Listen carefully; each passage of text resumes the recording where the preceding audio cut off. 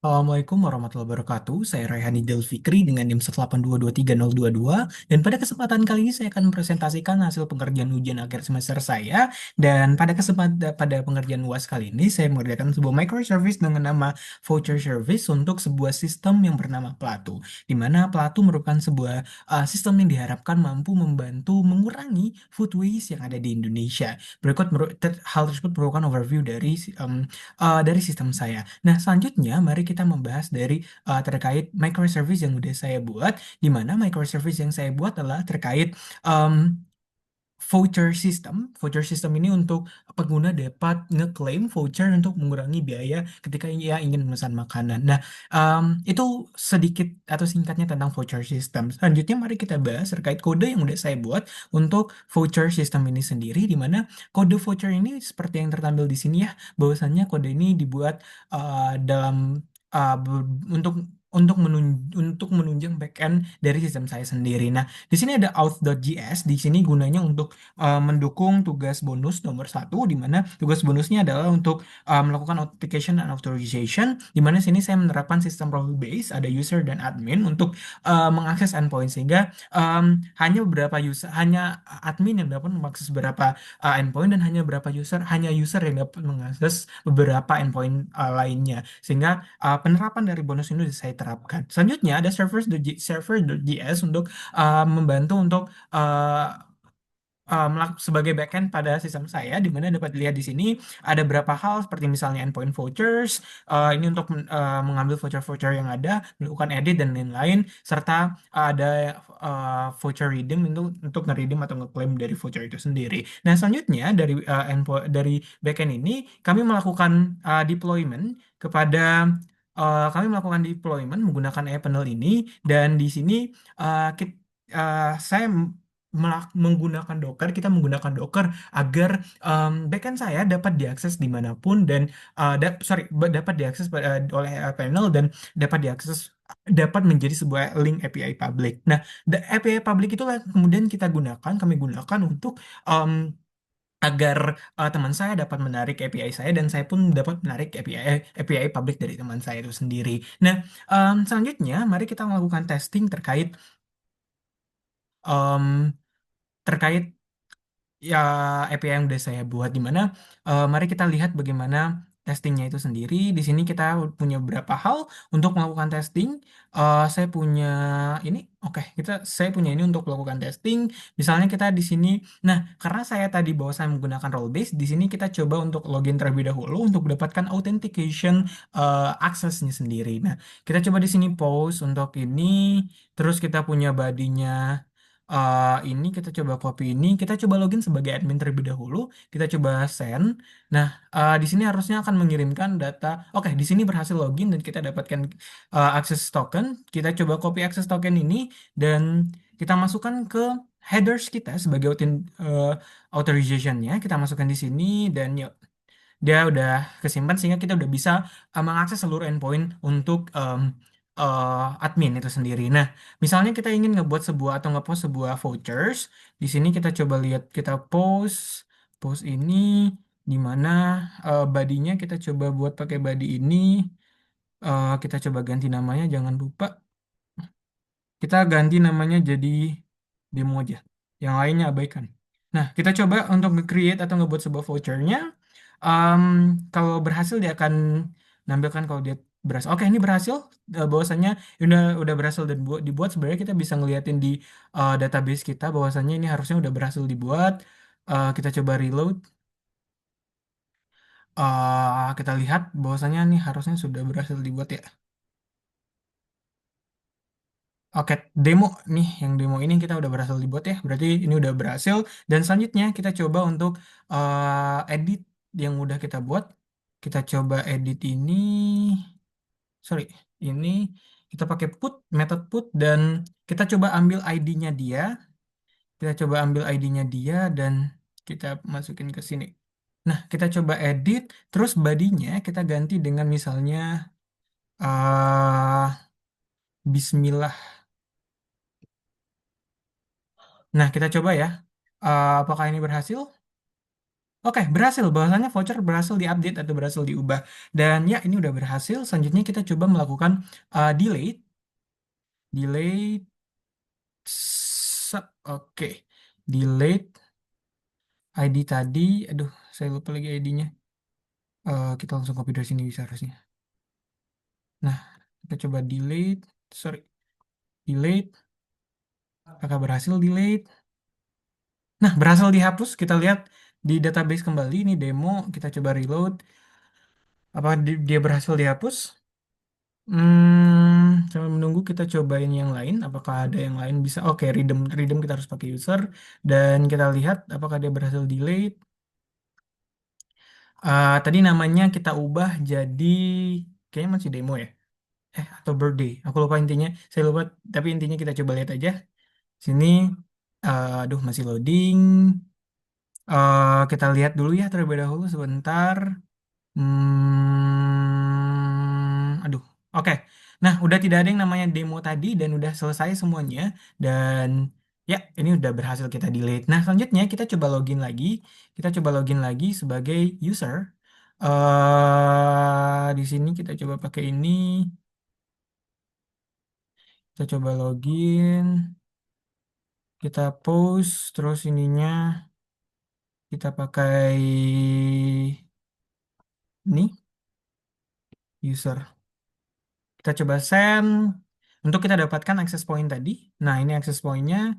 Ini access point-nya, sorry, access token-nya kita harusnya berbeda dengan si admin. Sehingga kita coba ganti di header sini.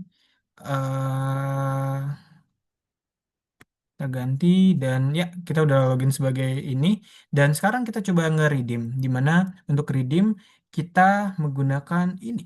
Nah, kita kita post ya. Nah, kita post code-nya. Kita nge-redeem apa? Tadi kita udah delete lagi. Misalnya kita nge-redeem apa ya? Kita nge-redeem tes demo misalnya. Oke, kita coba nge-redeem tes demo. Di sini. Nah, kita coba send. Oke, di sini harusnya apa pakai kayak gini. Sebenarnya kita coba pakai yang namanya ribet banget soalnya ini. Apa yang belum di-redeem? Paling bawah ini. Oh, New Year 26. Nih, coba kita redeem ini ya. Kita coba redeem ini. Oh, sorry. Ngeredeem itu harusnya pakai ini. Nah, betul. Nah, pantas dia nggak bisa. Kita coba ya. Kamu sudah pernah menggunakan voucher ini? Oh, sudah pernah. Kita pakai tes tadi aja, tes demo. Coba San. Oke, berhasil di-redeem. Nah, itu merupakan pengimplementasiannya. Nah, selanjutnya, eh, karena tugas 2 sudah selesai, maka kita lanjutkan ke tugas 3 saya, di mana tugas 3 kita adalah di sini diminta untuk, eh, oh ya, saya ingin menunjukkan bahwasannya udah di-upload ke GitHub juga, terkait tugas saya.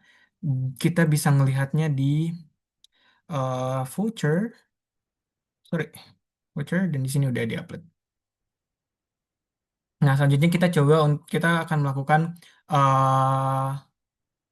sorry, kita akan mengomentari atau menanggapi tugas dari teman saya, di mana teman saya ini sudah masuk ke video ketiga. Jadi video kedua sudah selesai, selanjutnya kita masuk ke video tugas tiga, di mana tugas tiga ini meminta untuk kita melakukan atau mengomentari atau menanggapi tugas endpoint atau API yang sudah dibuat sama teman saya, di mana teman saya itu membuat API yang untuk katalog. Nah, jika kita lihat, kita akses API publiknya, kita dapat lihat bahwasanya ini adalah katalog dari yang dibuat. Nah, jika kita lihat di sini bahwasanya sebenarnya API-nya sudah sangat bagus dan sangat rapi, hanya saja yang menjadi masalah bahwasanya API yang dibuat tidak menggunakan endpoint apapun, sehingga semua orang bisa mengakses ini. Saya rasa ini nggak ada batasan untuk role based tadi juga, terus juga katalog ID ini Sorry, Resto ID ini seharusnya tidak perlu karena sebenarnya dalam sistem kita itu hanya ada satu restoran. Jadi sebenarnya Resto ID ini udah nggak perlu.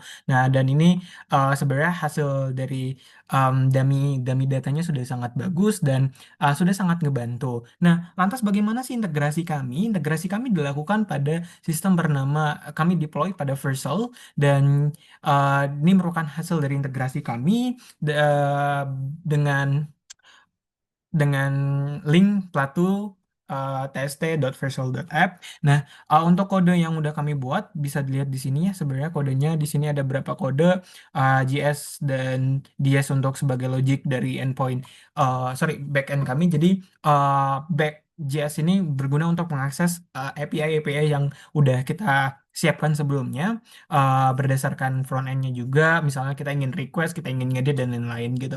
Nah, ini ada berapa layar kayak katalog, ada checkout, ada dashboard. Nah, mungkin saya sambil menjelaskan sambil uh, sorry sambil mendemonstrasikan gitu.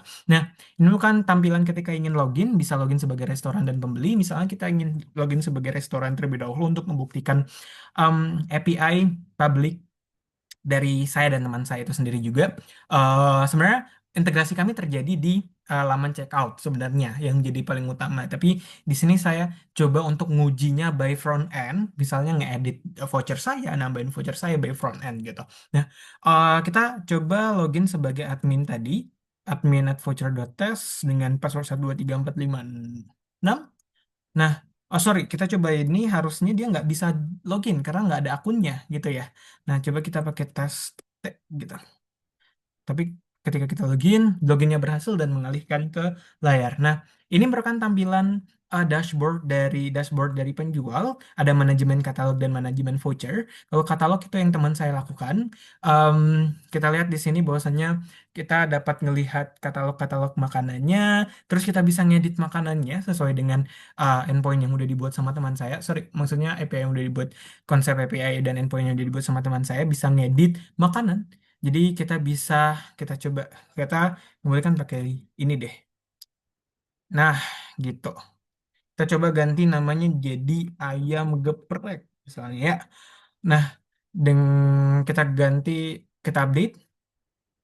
Nah, ini berhasil dan data makanan berhasil diubah. Kita lihat juga di sini ketika fetch dia berhasil dengan status 200, jadi artinya dia berhasil ya. Kita coba oke dan ya ini udah berhasil dan kita lihat kembali.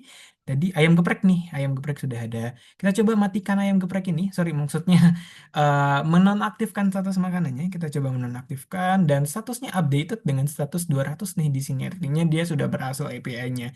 Nah, itu untuk katalog makanan, hasil integrasinya. Lantas bagaimana dengan manajemen voucher? Misalnya di sini kita nampilin di sini dia udah ngakses ini get all vouchers atau kalau dalam um, API saya nih seperti ini endpointnya slash vouchers. Nah, ini nampilin semua atau get all dari voucher-voucher kita.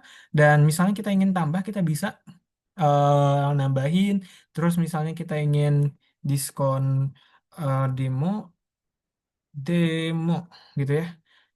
Tes persentasenya 25%, 125.000 misalnya, kuota vouchernya 100, terus misalnya tanggal mulainya 01.05.2026, 31.01.2026. 10 udahlah, sama aja. Sorry, 2026. Nah, kita coba simpan voucher. Waduh, apa yang salah ini? Data voucher tidak valid katanya. Kita lihat terlebih dahulu. eh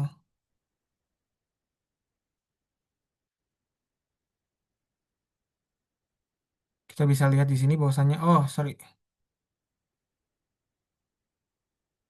data voucher tidak valid. Apa yang tidak valid? Kita lihat persentase. Oh ini, saya paham. Nah, berhasil. Oke, berhasil ya. Karena itu tadi 2026 dua bla bla bla itu aneh. Oke, kita udah berhasil nambahin. Kita coba nih diskon demo udah masuk ke sini. Kita bisa ngedit juga. Kita coba edit ya yang tadi. Nah, ketika akses dia berarti kan ngakses si ID. Berarti kita coba get si ID dengan ID itu gitu kan ya. Nah, ini hasilnya respons dari kita fetch request tadi dan misal kita ganti voucher kuotanya, sorry, ini deh nilai diskonnya jadi 50% deh misalnya. Kita update vouchernya. Oh, ini harusnya 05. Nah, ini berhasil diperbarui. Oke. Nah, udah berhasil diperbarui, kita juga bisa menghapus. Misal kita pengen hapus ini, berarti tadi delete ya dalam presentasi saya. Kita coba delete. Kita lihatin di sini method delete ya di sini. Nah, method delete-nya berhasil. Method delete dengan status 200. Nah, berhasil ya. Dapat kita lihat juga dan sekarang udah nggak ada vouchernya. Em, itu sih untuk demonstrasi dari perspektif penjual. Selanjutnya kita akan saya ingin memastikan bosan saya masih search. Oke, kita ingin mendemonstrasikan untuk perspektif pembeli untuk check out atau menjadi uh, keutamaan kita gitu. Voucher, oke, ini akunnya kita coba login, login berhasil. Nah, ini merupakan tampilan dari pengguna ya, tampilan dari cart makanan yang bisa dipilih. Kita coba beli ya. Kita misal coba beli pastanya 4, matcha cookiesnya 3, matcha latte-nya 1 gitu ya. Ini ada keranjang untuk melakukan check out. Nah, keranjang ini untuk nge-direct kita ke laman check out. Laman check out ini untuk kita melakukan check out itu sendiri. Laman check out ini ngambil API dari saya, vouchers, dan ngambil API katalog teman saya di mana ya ini kita get katalog makanan. Sebenarnya get katalog makanan itu terjadinya di sini ya. Get all katalog di sini berdasarkan stok dan lain-lain. Nah, ketika di sini itu ngambil apa yang udah dipesan sama pengguna di layar sebelumnya. Disimpan di sini dan voucher-voucher saya juga di get dari di sini. Kita lihat semuanya di sini bahwasannya ini adalah seluruh voucher yang bisa digunakan. Ini diambil dari API voucher itu sendiri 182.232.tsatpadang.space/vouchers dan ada berapa voucher yang bisa digunakan ya sebenarnya. Tapi kalau kita lihat di sini yang bisa digunakan itu yang ini dan yang ini. Misalnya kita ingin gunakan butt and butt gitu, kita setujui. Nah, kita coba Ctrl Shift E buat membuktikan. Oke, di sini udah ada nggak mapping tadi ya. Kita konfirmasi pesanan. Oke,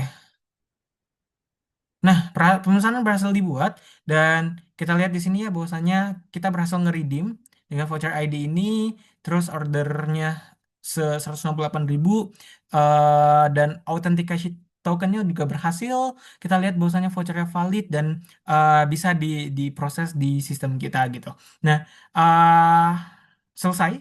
Artinya kita udah selesai melakukan pesanan ini sendiri dan artinya eh, layanan kami telah berhasil mengambil API public dari teman saya pada sorry, pada katalog makanan dan mengambil API dari saya sendiri untuk voucher. Sehingga tugas kami terkait UAS mata kuliah II 3160 Teknologi Sistem Terintegrasi sudah kami jalankan dengan baik. Maka dari itu sekian dari saya. Mohon maaf apabila ada kesalahan. Saya tutup presentasi saya dengan Assalamualaikum warahmatullahi wabarakatuh.